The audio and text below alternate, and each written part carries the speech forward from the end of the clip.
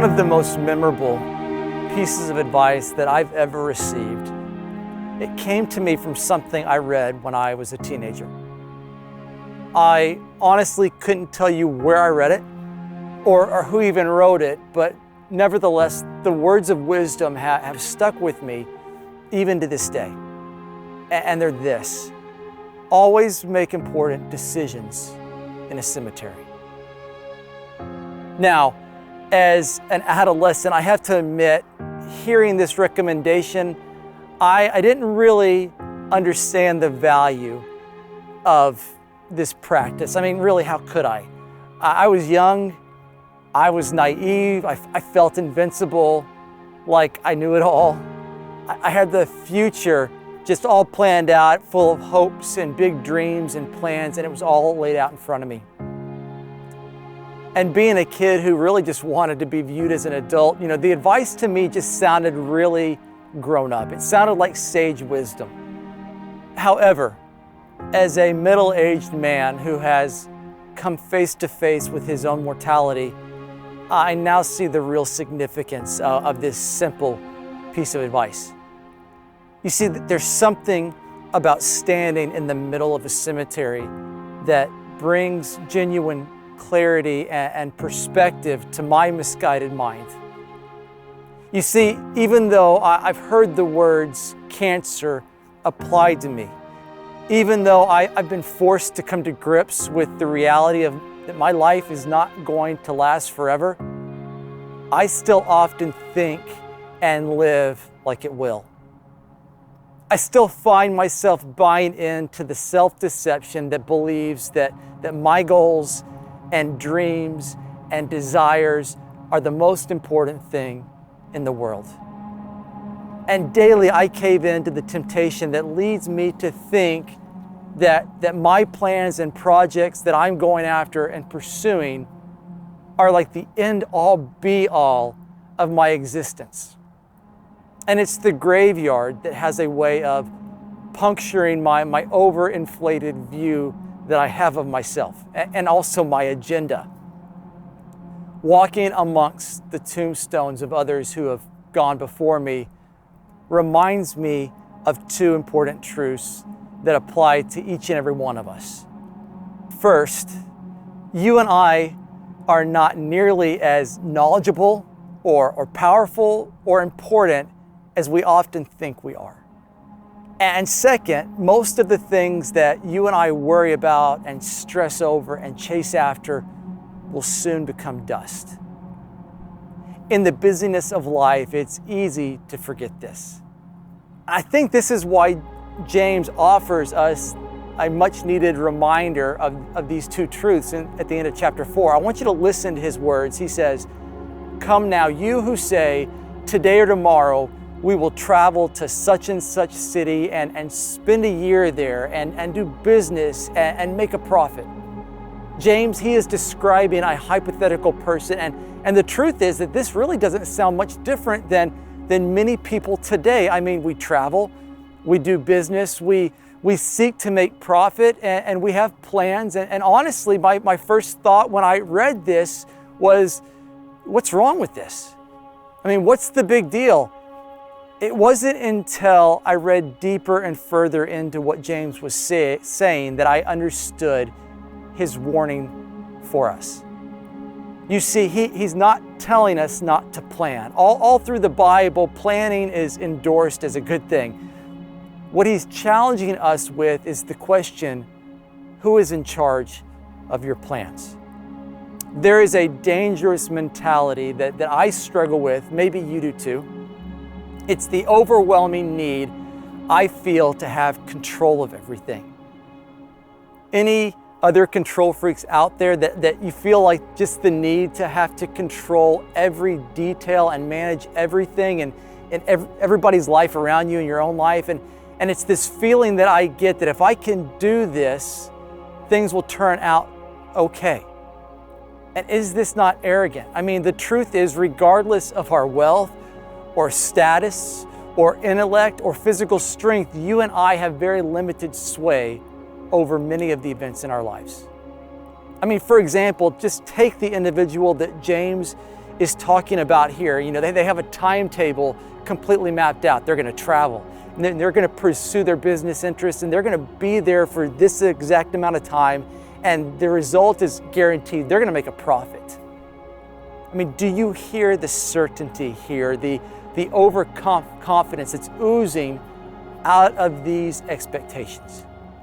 I mean, this is the attitude that says, I am the captain of my own ship, that I plot the course, I determine my destination and my outcome, and I've got it all under control. I don't need God. And you and I, we may never actually mouth these words, but the truth is, do we not say this so often in how we approach life? And there's a danger in this mentality. It's a form of self-deception. You know, being misled into having too high a view of yourself will ultimately lead to heartache and disappointment, because the truth is that we don't have this kind of control. I mean, just catch the next comment that James makes to us. He reminds us in verse 14, you don't even know what tomorrow will bring, what your life will be. As I recently heard Matt Chandler say, there's not one of us whose life can't change with our cell phone buzzing in our pocket right now. And James, he doesn't point this out to, depress us or to make us feel bad about ourselves. He's telling us this out of love for our own good. He's challenging us with the question, who are you going to entrust your life to? Yourself or God? You know, January of 2020, it was really an exciting time in my life. I remember being in church on Vision Sunday, having the opportunity to speak on our newly formed vision statement, transforming lifeless spaces into life-giving places. And with eager anticipation, I had big plans for what the upcoming year was going to look like. I had it all mapped out in my mind. I had no idea that a month and a half later, I would be lying in an MRI machine, undergoing a scan of my brain and spinal cord to determine if I had multiple sclerosis. I had no idea that this thing called coronavirus would completely turn our entire society and our world upside down. Now, please don't mishear me. God has done some amazing things in my life, even in all the difficulty, but it wasn't because of my plan. This is definitely not the way I would have chosen things. And I was reminded you and I are not as smart or as important as we often would like to believe. And James reminds us that we are smoke that appears for a little while and then vanishes. And so again, who are you going to entrust your life to? Are you going to put your faith in yourself and your strength and wisdom and intuition, as limited as it is, or will you submit your life to God? Will you acknowledge that He has a perspective and a knowledge that you just don't possess? Because you see, how we answer that question will determine how we respond to Him. Do you believe that the direction He's asking you to take is best? Do you trust that He's not trying to steal your happiness, but He has your best interest at heart, that He has your joy as His goal? And we as humans, we are a lot like little kids. I mean, we are incredibly short-sighted. We only see the here and now. We don't do well with thinking about the long-term effects of our decisions. I look at Micah, my first grader, and the boy, he is a walking accident. He tends to get scraped up quite a bit. And when these incidents occur, it's always the same thing. He runs to Sherry for help. He settles for me if Sherry's not around. And the first thing that we'll tell him is, we need to clean it with soap and water. And he hates this. He whines and he complains because he knows that washing the wound, it may involve a little bit of pain. And so he tries to convince us that it's unnecessary. And his plan, if he had it his way, it would be just ignore the injury, just forget about it, and out of sight, out of mind, it'll be fine. but Sherry and I know better. You see, while Micah is looking at his short-term comfort, we as adults, as his parents, know that getting an infection, it's not in his best interest. I mean, that would be way more painful and difficult to handle in the long run. We have a perspective and a knowledge that Micah doesn't have. And we're not trying to make him miserable. We want what's best for him. And now take this back to how you and I often look at ourselves. Do we not act like Micah and think like Micah, opting for the short-term comfort and pleasure while completely ignoring the long-term consequences? And our short-sightedness often leads us to prioritize the wrong things. We become so easily consumed by our bitter envy and our selfish ambition that we pursue things with the absolute complete confidence that we are headed in a great direction. All the while, God, He is calling us and pleading with us to come down a completely different path. And He advises us not to invest our lives in fool's gold. You know, fool's gold, the thing that looks appealing but really has no value at all. Instead of allowing us to spend our lives collecting worthless trinkets that will decay and deteriorate, He calls us to pursue real, lasting treasure. Do you trust Him? You see, we may often feel like we are masters of our own destiny, but the truth is that we really aren't that impressive. And I realize that this is hard truth to hear. It was hard for me to hear, and it still is, but there is a joy in understanding this, because you see, there's hope and freedom that comes with humility that realizes, God, I need you. I don't know what the future holds, but you do. And you've promised to guide me and never leave me. And while this life may be a vapor, Lord, you have promised me a life that will last far beyond the temporary things that I see.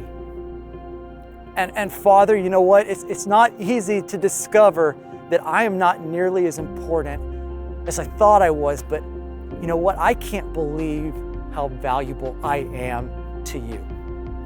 And your opinion means way more than what the world thinks or says about me, because you are the creator of the universe. You see, living with true humility instead of misguided arrogance, it's the way to life, because it takes you and me off the throne of our lives and places God back in His rightful spot. And this always leads to our good and His glory. And living life this way, it leads to the mentality that says that our lives don't revolve around our plans, but His. We stop asking, Lord, what are your plans for my life? And instead, catch this, we ask and we seek to know, Father, how can my life fit into your plans? Because your plans are way better. When we think this way, you and I will completely be open to accept the detours and interruptions that alter our plans. And we won't feel the need to control and stress over trying to manage every little detail. Instead, we'll be free to say, if the Lord wills, we will live and do this or that. And when we live with this attitude, we don't have to sit around waiting for God to reveal what we should do. I mean, there are already things that we know that we should be doing and pursuing. They're not a secret. James has spent the last 4 chapters talking to us about what these things are. In fact, what James says is to not be doing the good that we know that we should be doing and pursuing.